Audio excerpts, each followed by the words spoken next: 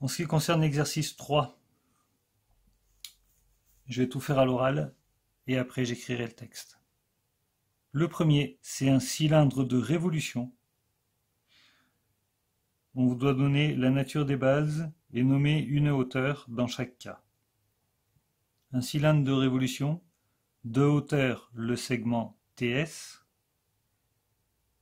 et dont la nature de la base c'est un disque, puisque c'est un cylindre de révolution. Le D, tant que j'y suis, c'est aussi un cylindre de révolution, sauf que donc le disque de centre P et de rayon PM, éventuellement on pourrait rajouter ça, mais c'est un disque, la nature de la base. La hauteur, comme je vous l'avais expliqué dans le cours, le cylindre il est couché. La hauteur c'est la distance qui sépare les deux bases, donc c'est le segment PF.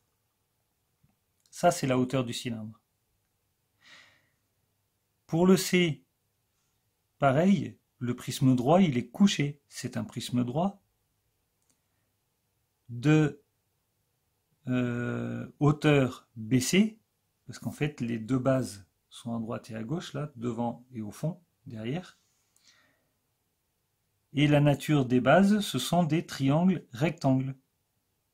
Donc un prisme droit dont la base est un triangle rectangle et de hauteur le segment BC.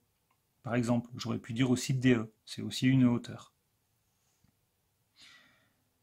Le dernier, c'est à nouveau un prisme droit couché, dont la face de devant c'est une base, et c'est un trapèze, dont la base est un trapèze. La face de derrière c'est une deuxième base et c'est un trapèze, et du coup comme il est couché, la hauteur c'est en fait la profondeur, la distance qui sépare les deux bases.